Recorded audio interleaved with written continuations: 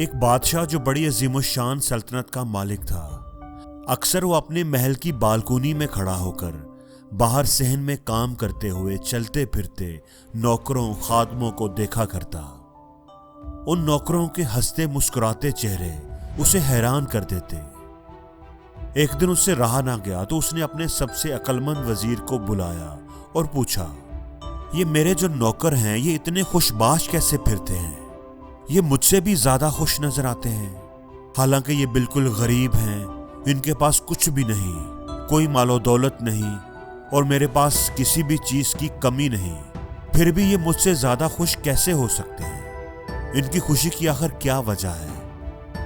وزیر کچھ دیر سوچتا رہا، پھر اس نے کہا، بادشاہ سلامت اپنے کسی خادم پر رول نمبر 99 کا استعمال کر کے دیکھیے، ان سب کی خوشی غائب ہو جائے گی۔ بادشاہ حیران ہو گیا، یہ رول نمبر 99 کیا ہے؟ میں نے تو اس کے بارے پہلے کبھی نہیں سنا۔ وزیر نے کہا، بادشاہ سلامت میں آپ کو دکھاتا ہوں کہ 99 کا قانون رول نمبر 99 کیا ہے اور اس کا کمال کیا ہے، یہ کیسے کام کرتا ہے۔ وزیر نے ایک تھیلی لے کر اس میں 99 اشرفیاں ڈالی اور اس تھیلی پر ایک عبارت لکھی، یہ 100 اشرفیاں تمہارے لیے تحفہ ہیں۔ رات ہونے کے بعد وہ بادشاہ کو لے کر ایک خادم کے گھر کی طرف چل پڑا۔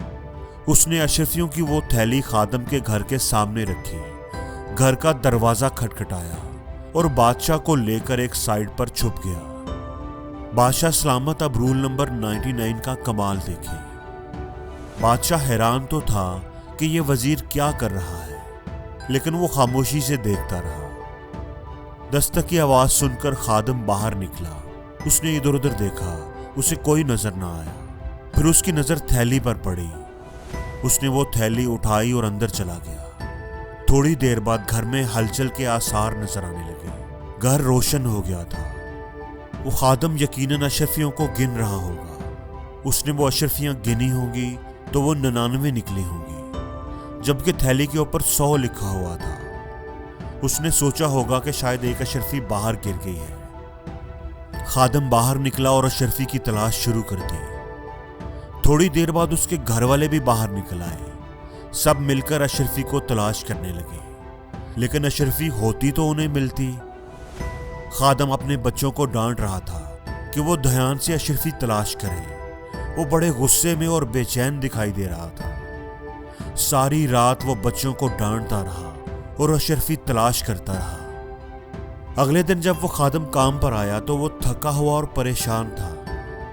اس کی آنکھوں سے پتہ چل رہا تھا کہ وہ ساری رات سو نہیں پایا۔ نہ ہی وہ کسی سے صحیح بات کر رہا تھا اور نہ ہی کام پر اس کا دھیان تھا۔ اشرفی نہ ملنے کا غم اس کے چہرے پر لکھا ہوا تھا۔ بادشاہ سمجھ گیا کہ 99 کا قانون کیسے کام کرتا ہے۔ اس خادم کو اس بات کی خوشی نہیں تھی کہ اسے 99 اشرفیاں ملی ہیں، بلکہ وہ تو ایک نہ ملنے والی اشرفی کے غم میں تھا۔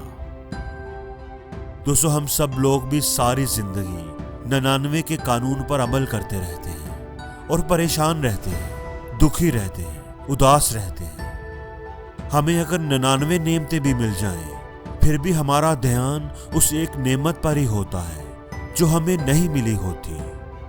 ہم ان 99 نعمتوں کو بھول کر اس ایک نعمت کے پیچھے بھاگتے رہتے ہیں، اسے حاصل کرنے کو ہی اپنی زندگی کا مقصد بنا لیتے ہیں۔